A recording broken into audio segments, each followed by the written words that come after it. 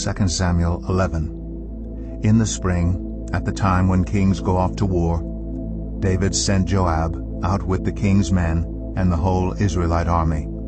They destroyed the Ammonites and besieged Rabbah, but David remained in Jerusalem.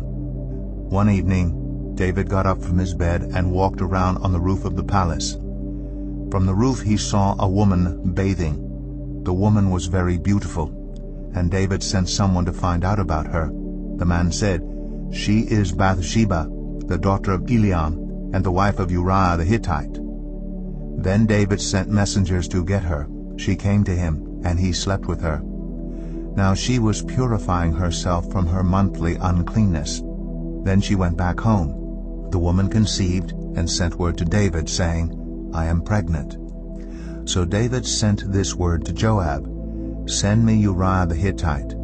And Joab sent him to David. When Uriah came to him, David asked him how Joab was, how the soldiers were, and how the war was going. Then David said to Uriah, "Go down to your house and wash your feet." So Uriah left the palace, and a gift from the king was sent after him. But Uriah slept at the entrance to the palace with all his master's servants and did not go down to his house. David was told, "Uriah did not go home." So he asked Uriah, "Haven't you just come from a military campaign? Why didn't you go home?" Uriah said to David, "The ark and Israel and Judah are staying in tents, and my commander Joab and my lord's men are camped in the open country. How could I go to my house to eat and drink and make love to my wife? As surely as you live, I will not do such a thing." Then David said to him, "Stay here one more day, and tomorrow I will send you back." So Uriah remained in Jerusalem that day and the next. At David's invitation he ate and drank with him, and David made him drunk. But in the evening Uriah went out to sleep on his mat among his master's servants. He did not go home. In the morning David wrote a letter to Joab and sent it with Uriah. In it he wrote, "Put Uriah out in front where the fighting is fiercest. Then withdraw from him, so he will be struck down and die." So while Joab had the city under siege, he put Uriah at a place where he knew the strongest defenders were. When the men of the city came out and fought against Joab, some of the men in David's army fell. Moreover, Uriah the Hittite died. Joab sent David a full account of the battle.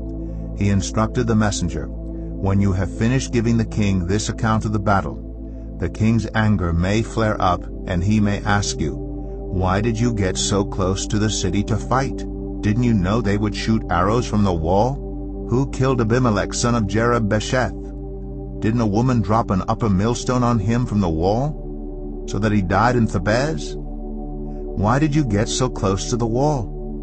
If he asks you this, then say to him, 'Moreover, your servant Uriah the Hittite is dead.'"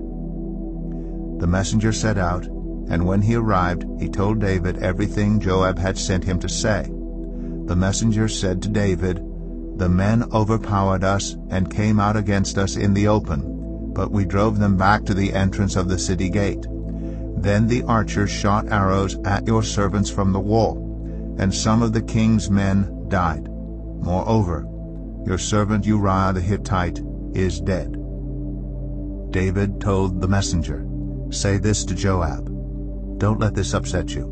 The sword devours one as well as another. Press the attack against the city and destroy it.' Say this to encourage Joab."